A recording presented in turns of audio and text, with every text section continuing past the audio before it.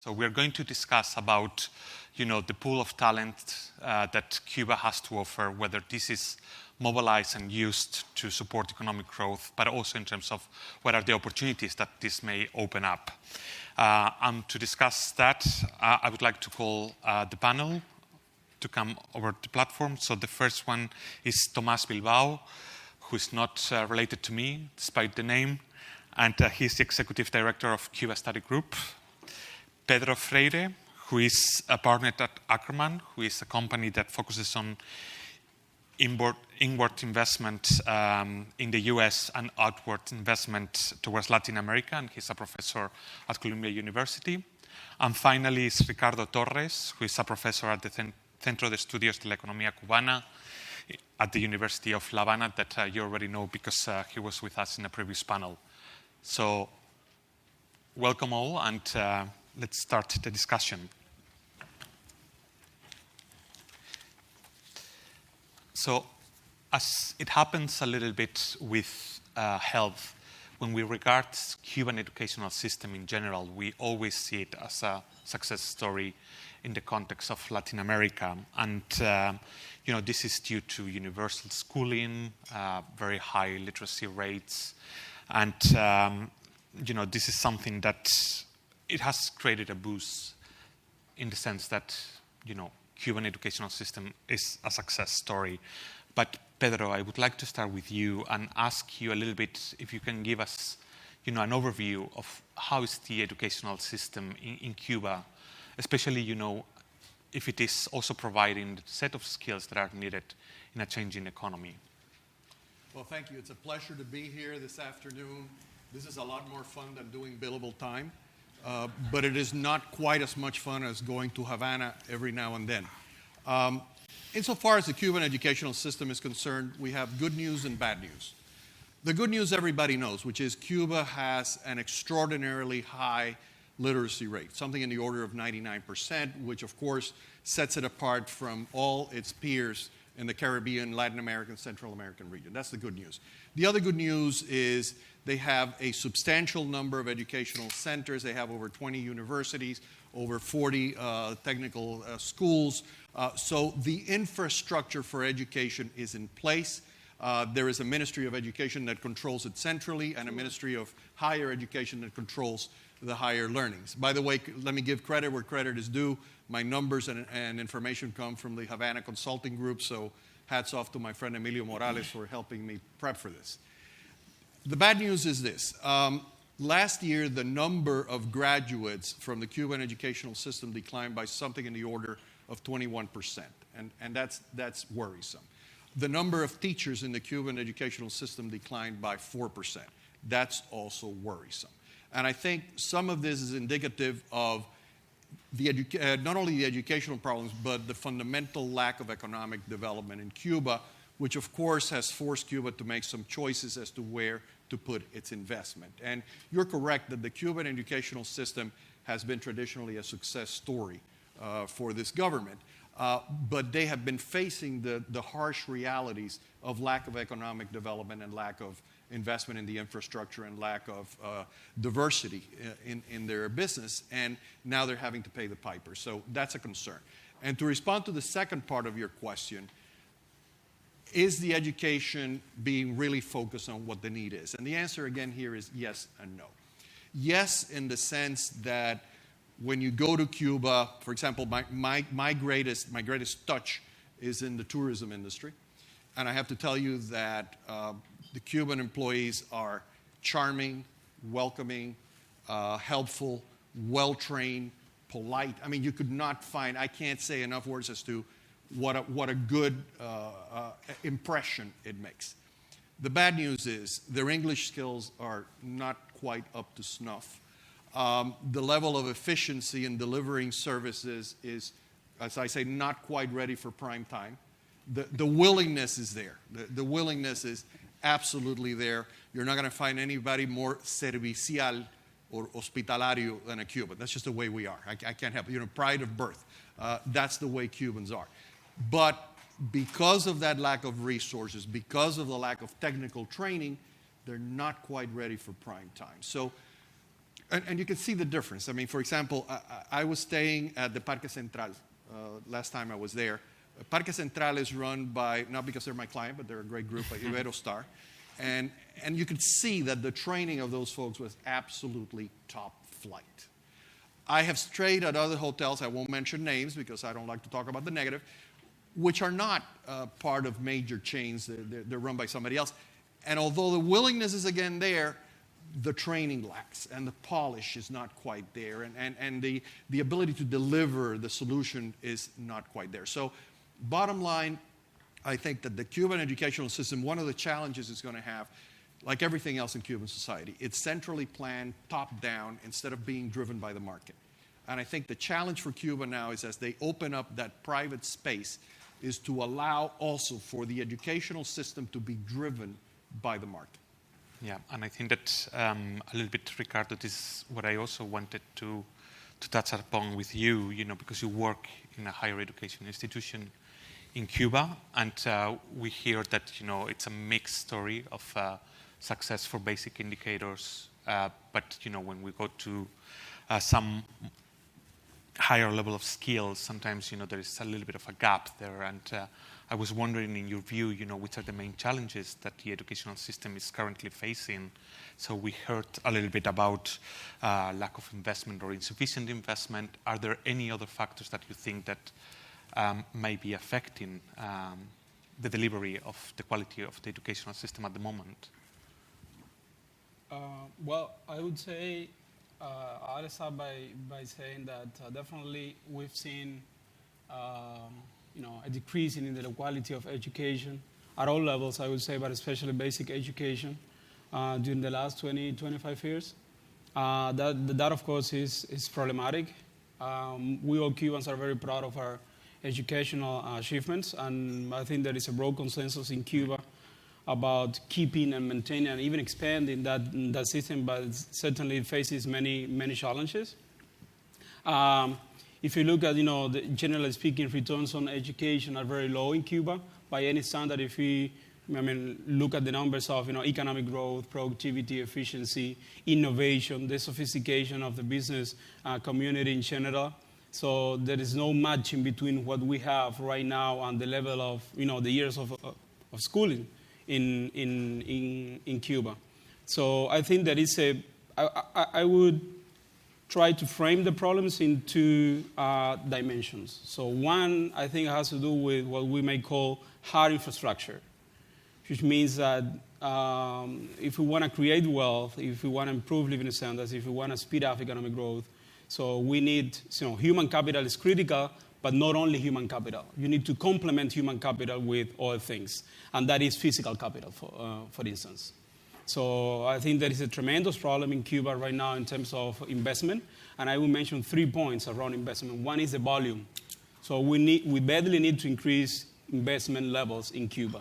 So we are talking about investment on average over the last 20 years, 10% of Cuba's GDP, compared to Latin America's like 20%, East Asia well above 30% of GDP. So it's definitely not enough to sustain rapid economic growth.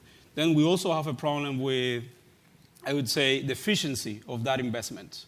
So due to the state of the construction sector in Cuba, so a large part of the money, of the resources that are invested, are dilapidated. So the quality of structures, investment, in general, efficiency is very low. So you have very little resources, and on top of that, you don't use them very well. And there's a third point, which is the structure of that investment.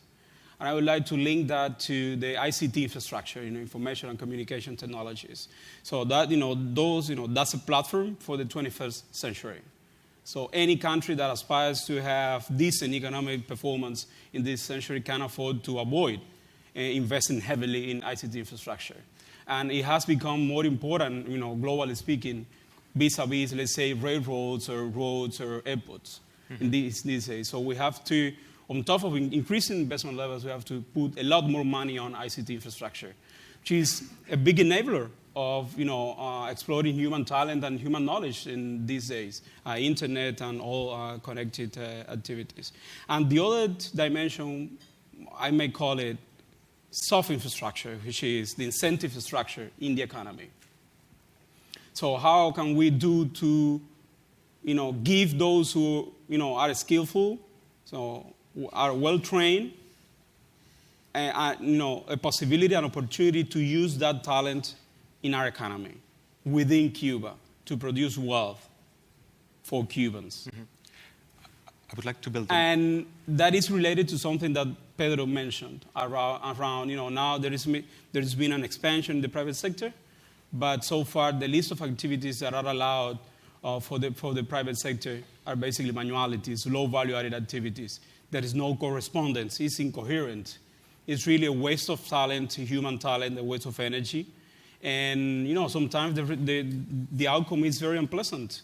Like, young Cubans, highly qualified, leaving the country because they don't find, a tangible opportunity to exploit their talents in the country.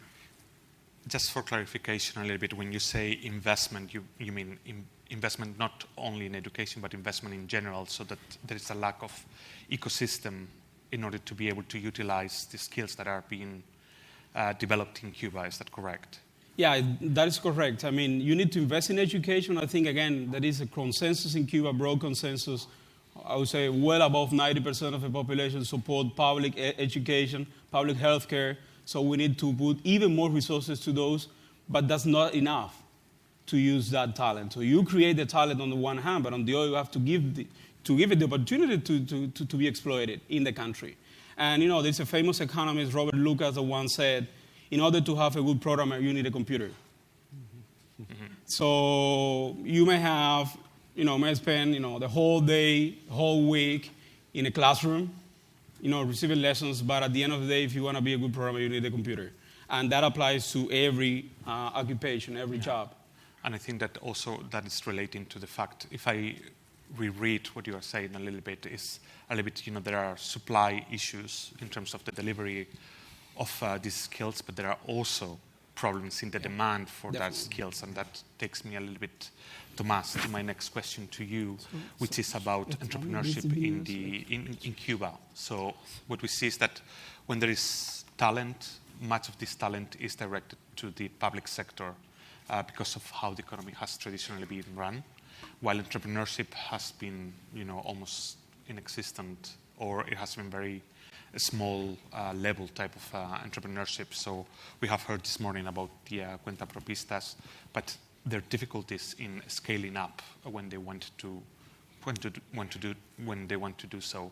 So do you share that view in terms of the demand for skills to be directed to entrepreneurship is one of the big handicaps that Cuba faces? Yeah, clearly the return on investment in education is directly correlated to the ability of the person who receives the education to be able to monetize that and turn that into economic growth. And so I think the Cuban government, when they announced the package of reforms a few years ago, which included the expansion of self-employment work, outlined some of the goals that they hope to achieve by that, including reducing imports and increasing exports, reducing state payrolls, increasing productivity, raising salaries. And so, of course, not just entrepreneurship, but the whole structural reform package was geared towards incentivizing these things. And entrepreneurship plays an important role in doing all of those things. Frankly, of all the things the Cuban government has done, the best way to increase that return on investment in the education and technical training of these folks is to allow them to innovate and to produce. And so we've seen an increase from 147,000 licenses that existed in 2010 to over 500,000 now this year. And those are along those 201 categories that Ricardo was describing, which frankly are almost entirely in the service sector. Less than a third of it requires any type of skill set. 6%, I think, only is in the professional sector. And many of the professions in the professional categories are still prohibited.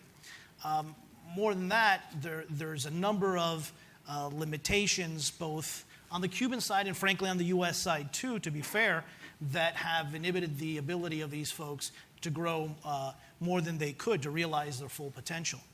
On the Cuban side, and we've learned some of this not just through research, but the Cuba Study Group hosts an entrepreneurial exchange program where we bring entrepreneurs to the United States and partner with hosts here and similar businesses. And what we've learned, and many of these people have told us, is that there are 3 or 4 main obstacles that they face in Cuba.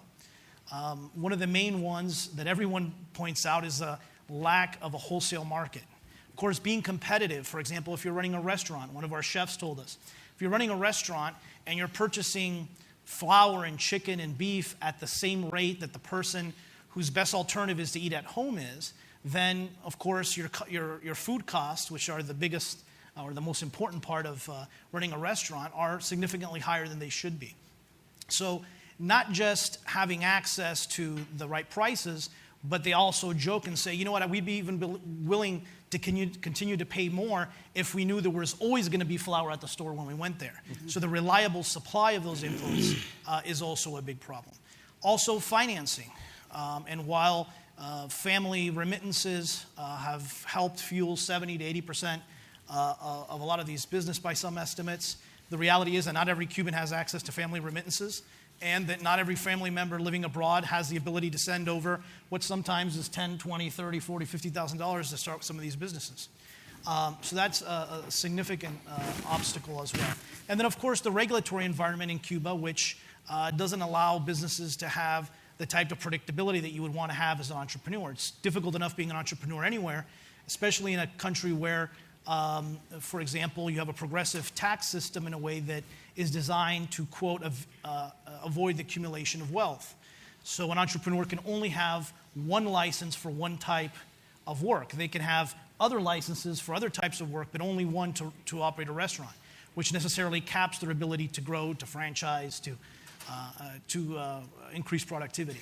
So that's a significant obstacle. And then, of course, being in an environment where you're unsure as to how regulations are going to evolve is also a handicap. If you run a restaurant and you know that you can have 50 chairs and you open your restaurant in mind that you do the numbers and you're hoping that next year they may announce 100 chairs per restaurant because that's the rumor on the street, but there's a lot of uncertainty as to what direction and what speed the regulations are going.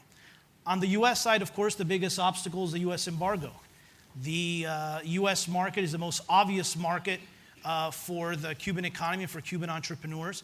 And although the Obama administration has taken steps to allow the import of export of goods and services from Cuban entrepreneurs to the United States with certain prohibitions, the reality is that the embargo continues to present obstacles for doing that. Some entrepreneurs are selling services, especially those in internet services and telecom that don't require the shipment of physical goods. But the U.S. banking sector continues to be one of the main obstacles to this.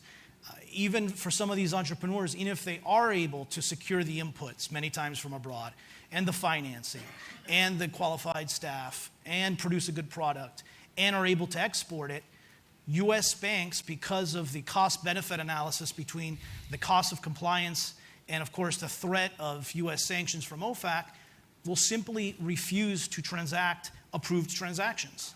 So, I personally had an experience where we tried to send a charitable donation to the Catholic Church, something that's authorized under general license, and of course this gets stuck 3 or 4 months in the system. Not because it's illegal, but simply because there aren't the incentives in the banking system to do that. And then, of course, U.S. Immigration policy, which frankly creates an incentive for many of the talented young entrepreneurs in Cuba to come to the United States and to not go back. And so, while this is a very complex issue that needs to be evaluated within the full scope of the embargo, it's certainly something that affects innovation domestically in Cuba. So once again, I think that we come back to the fact that, in order for this to change, we have to speed up the reform process in Cuba, and that we also have to end up a little bit the embargo in the U.S. as the solution. How do you see that happening in the near future, or which are the steps that could be leading to that process, and what might be the role of foreign investors actually who are entering into the U.S. in order to resolve that, into Cuba, sorry. Yeah, well, we've identified a series of steps the U.S. government can take to facilitate these things, including creating greater assurances for banks and a number of technical and boring things that would perhaps make some of these things easier. But as long as the embargo is in place, many of the different components, like the banking system, won't fall into place. And so as much as we will it to happen, certain things need to happen. Now, foreign investors can, if they're creative, depending on the type of work they do, can take advantage of the tremendous potential that exists in the private sector.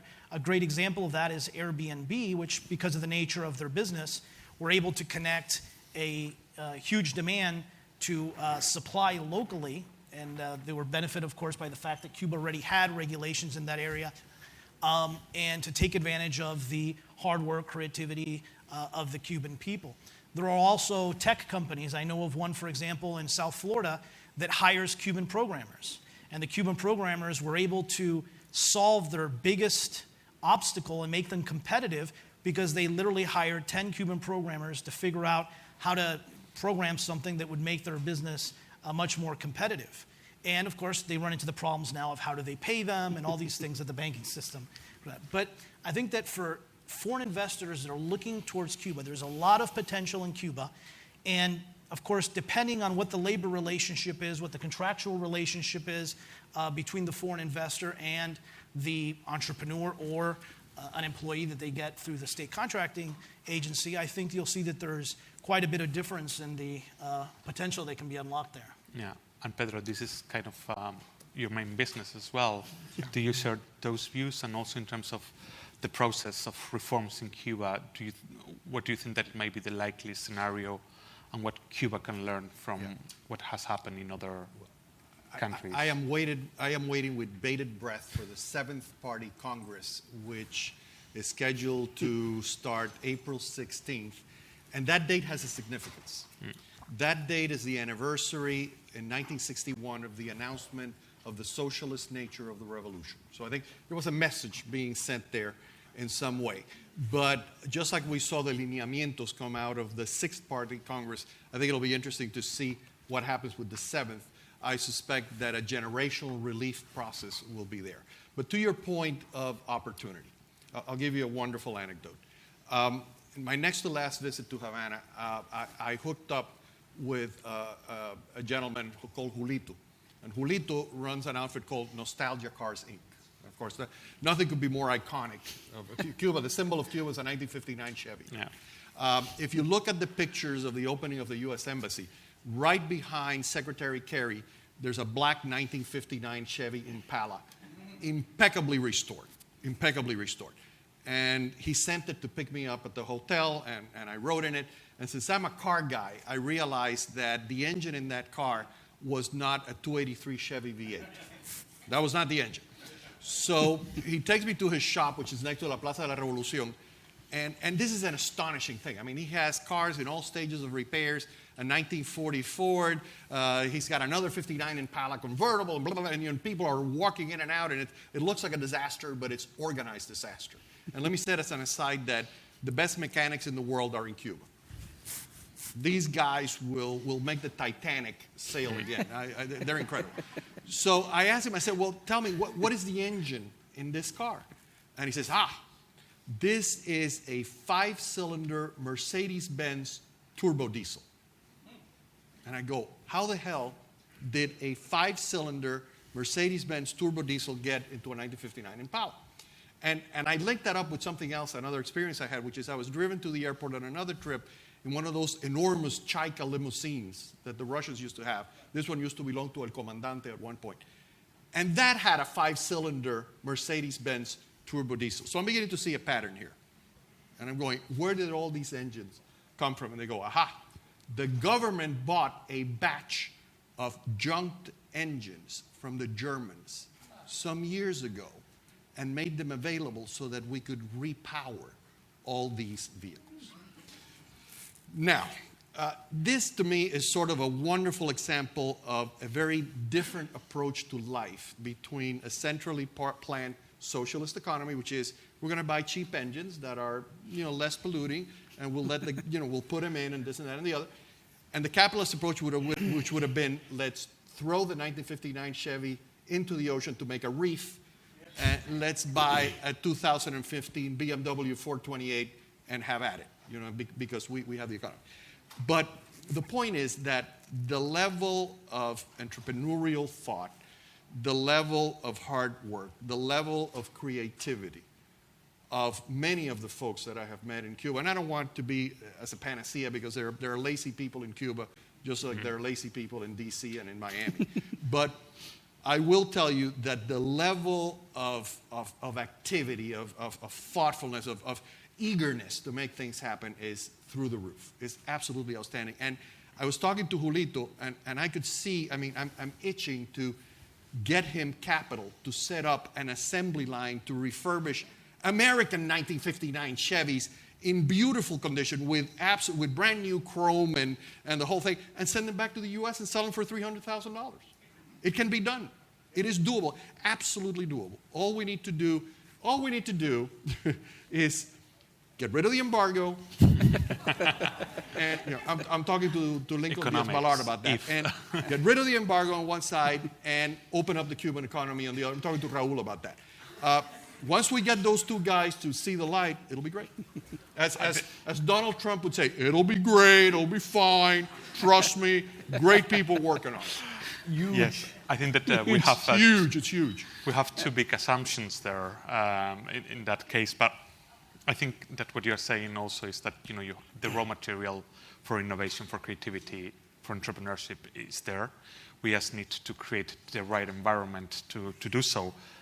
But my question is, going back, how can this be achieved? So, of course, we have to eliminate the embargo, and we have to speed up the reform process. But within the reform process in Cuba, how to speed it up? How can the Cuban government learn of examples from other countries that could tell us a little bit about how this may go about? My understanding, and this gentleman knows it a lot better than I do, the Cuban government, if you saw Game of Thrones, there's an episode in Game of Thrones where the queen sends out runners in the 4 directions to find the dragons or whatever the heck it was, okay?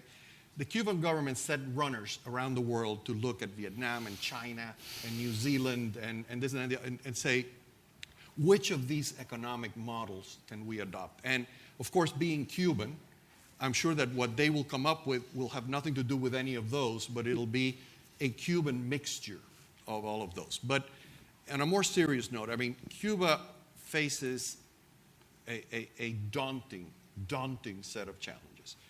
It has an aging population. Mm-hmm. It has an economy that has been in the doldrums for a very long time. It has serious energy issues. It's an island, and the seas are rising around it. So it has a number of very, very difficult challenges ahead. And I think that the struggle now, to respond to your question as succinctly as I can, I think it's incremental. I think it's already started. And I think part of how it starts is because you're seeing something really unique happening here. And one of the speakers here was saying earlier that there's about 2 million of us over on this side of El Charco, okay? And many of us had refused to go back.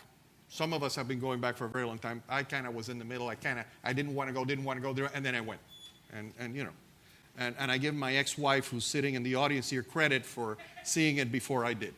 But that having been said, I think the mere fact that we're talking to each other and that the source of microfinancing for the Paladares is Hialeah, mm-hmm. and that the transfer of technology that is happening flows substantially out of that population, I think it's a plus for Cuba. And I see that process working. I see it working. I would just add that after 55 years or so, I think many of us have realized that trying to force Cuba to change not only isn't effective, but also it ignores the fact that there are 11 million people who live there. Mm-hmm. And so I think that there has been a change in mentality in the majority of the Cuban American community, and now it's being reflected in U.S. policy also, which is that our job isn't to cause Cuba to change, because frankly, we lack the power to change Cuba, short of an invasion, which nobody wants. And so our job really is to how can we facilitate the processes of change in Cuba.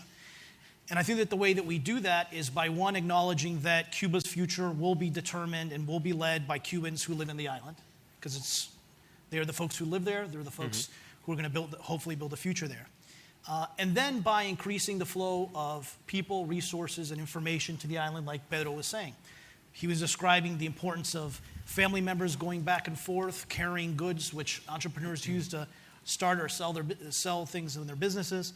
But they also bring with them ideas, the processes of reconciliation, which are necessary for a full normalization of relations.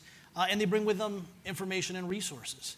But it's not just about people going back and forth. It's about the U.S. private sector, the non-for-profit sector, academics. And so to the extent that the United States removes barriers to change here in the United States, and let's not fool ourselves, the embargo does represent a huge barrier to the processes of change in Cuba. How do you, for example, unify a dual currency without access to the technical know-how or assistance from international financial institutions that are, that is caused by the U.S. sanctions on Cuba? So our job here is to eliminate all the obstacles that are in the way so that we can help make the processes of change easier on the island. So let's assume now that the embargo is over, that the process of reforms takes place and it's speeding up in Cuba. How do we actually ensure, Ricardo, and this question is for you, how do we actually ensure that we have the right set of talent available in the economy to foster everything? You were mentioning that some of the challenges are related to the use of technology, levels of investment, not only in the ecosystem, but also to a certain extent within the educational system. But are there any other obstacles that may need to be changed in order to have this pool of talent that this new economy would require? Well, I would say that we in Cuba, we cannot think that our achievements in education are going to be there forever. So I think the task of education is permanent. So we have to keep an eye on education. I think it's also important to pay attention to what's going on in the world. The world has changed a lot in the last 25 years. We used to have a very good educational system. Probably that's no longer the case, especially if we look at what's needed today from a graduate from the university or from technical schools. Clearly in the ICT field, but that is also true for other areas as well. I would say that, again, we have to continue, rethinking, the way our educational system is built. And clearly, I can see, for instance, a big absence there, which is business education. For a long time, so we were told that, having like private initiative or something like that was something bad. It was related to, capitalism, to inequality, to a few people amassing like a lot of wealth.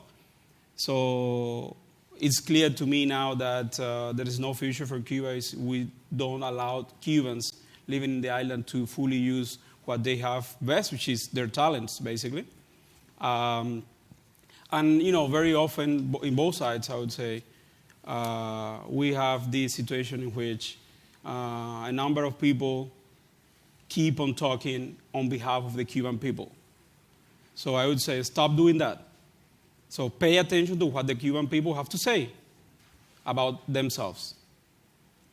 There might be many good intentions out there, but good intentions are not enough to address our problems. And I would say that is especially true for younger generations. So I see it every day, my classroom at the university full of students, and there is a danger, there is a detachment from, of that generation from what's going on in the country. And if they don't see, again, a tangible opportunity, a chance to advance a career, to have a project, a meaningful one in Cuba, very often they will want to leave. Yeah. And that will be a tremendous waste of talent after 55 years of investing heavily in education. And I would like to highlight also that investing in education for a country like Cuba, which is a poor country, has a huge opportunity cost. Because we can use that money, we could have used that money to build more houses, more apartments, paved roads, and all that. So we have to make sure that we fully use the potential we have in the country. Yeah, to maximize returns to that investment, and that Right. for that you need also to open up opportunities. I would like to ask the final question from my side, and then we will open to the public. But it's about if we look at education not as an enabler of economic growth and change, but as a sector in itself. And it's something that I also asked the previous panel on health. Do you see potential for the private sector as a main player in the delivery of educational services? And educational not only in terms of basic education, but in other areas as well.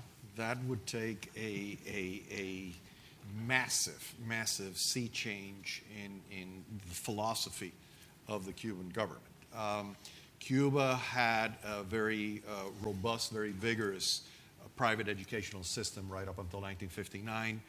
The Catholic Church played a very significant role in that, and you had, for example, Fidel was trained by the Jesuits, as I was. That's how I understand how he thinks. They can yet play that role again. And I suspect that part of the rationale for the rapprochement of the Catholic Church to the Cuban government is precisely so that that space will be open. Beyond that, I will tell you that as a sector, I see an opportunity for Cuba, which is healthcare workers.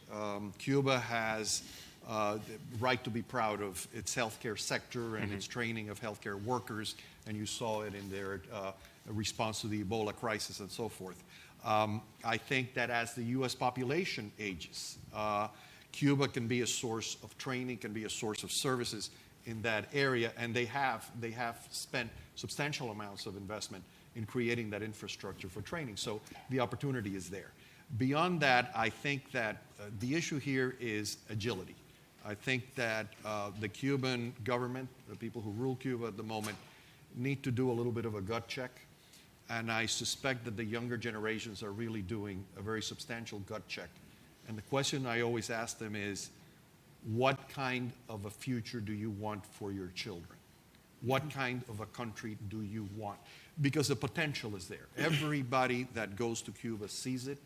It's big, it's beautiful, the people are extraordinary. As somebody once told me, a farmer told me, if you throw a bolt into the ground, you will get a tree full of bolts. It is magnificent in its exuberance. I mean, everything is there for the taking, but you walk among the ruins.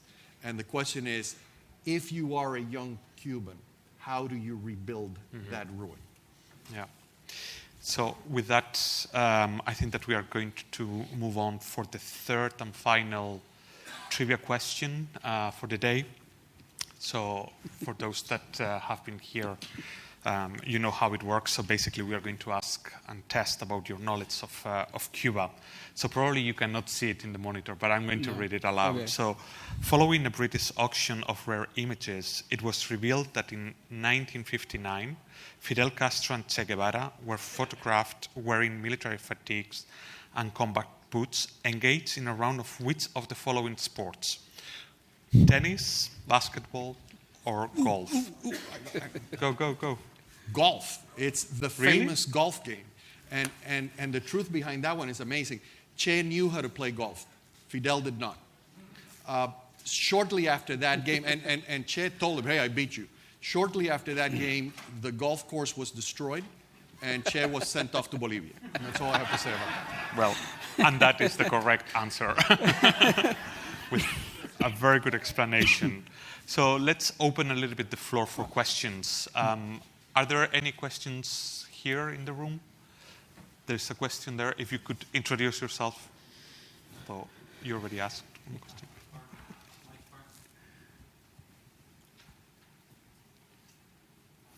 I should be loud enough. Mike Parmley from Fundación Amistad. Shouldn't we be, this is a rhetorical question, shouldn't we be careful about coming up with solutions for the Cubans when the Cubans are as creative as anyone at coming up with solutions for themselves? It's just a word of caution. I mean, I think of things, the last trip I was on to Havana, I ate at the Paladar La Moneda Cubana, which is right off the Cathedral Square. And the guy who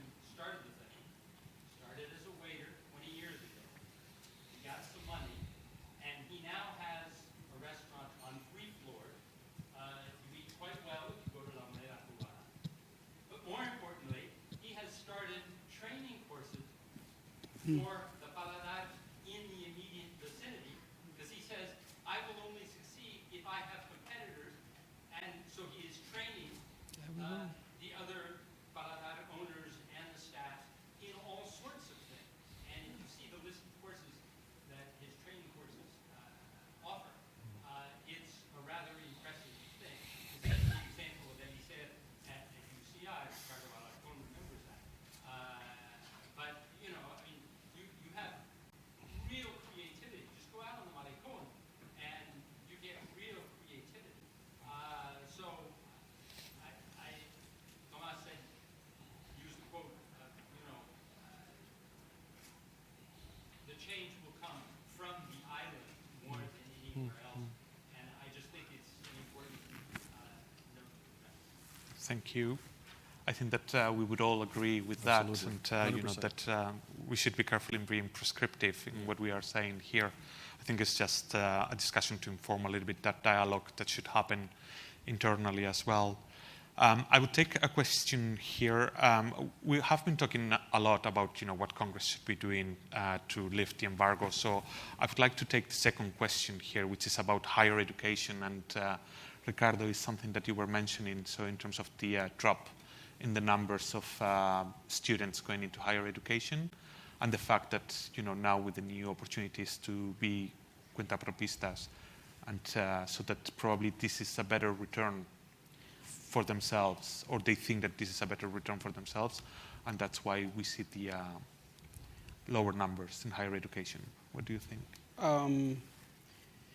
I think what we are seeing in Cuba now has multiple causes. For instance, clearly Cuba was graduating far more professionals than the economy could actually productively use. And since we are not, we haven't doing very well economically speaking for already quite a lot of time, at some point there was a need to rebalance that, because we were graduating lots of people, and then they were not just the jobs they wanted in the marketplace. So there was a need to rebalance that. And still, I think we have one of the highest enrollment rates in the world for higher education. So I wouldn't say that in itself is bad, because there's also need in the economy for other kinds of skills and occupations, and we have to train them. And remember also that the pool of Cubans arriving to the university is reducing, is shrinking due to the demographic change.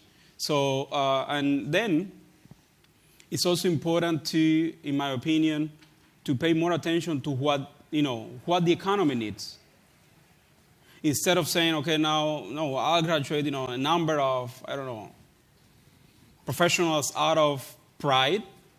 So it makes more sense, since resources are scarce, to start thinking, what the economy needs the most. And, we can better, direct our resources to those, subjects that are in high demand. I think that's very important. And one of the big limitations of the 201 categories of self-employment is precisely that it's a list of approved categories. And I brought, since I always forget everything I hear at conferences, I brought a one-pager with fact sheets about entrepreneurs, which you can grab over there. And you can see how the breakdown of the 201 categories plays out. And the reality is that the Cuban government is making huge investments in different categories, different areas of education, while only approving 201 categories, 70 or 93% or 94% of which are not in the professional areas. So I think that instead of creating a list of approved areas, the government perhaps creating a list of prohibited areas, nuclear fission, national defense, biopharmaceuticals, whatever that may be, they could then allow the market to dictate what type of education people pursue, and at the same time be able to get a greater return on that investment as those people create businesses that help grow the economy. Ricardo, very briefly, because we're over time at the moment. Yeah, just to say that I still believe that most young people in Cuba are interested in getting to the university. So it's a lot of, it's a matter of prestige. So you make it to the university, you graduate from the university.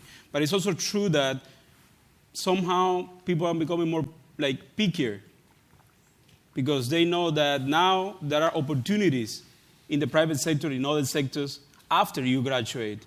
So you better pick wisely what you are studying so that you have more opportunities once you graduate. Yeah. That's also happening. And I think that summarizes once again, the need for supply and demand for opportunities and the delivery of high-quality education and skill development in the island.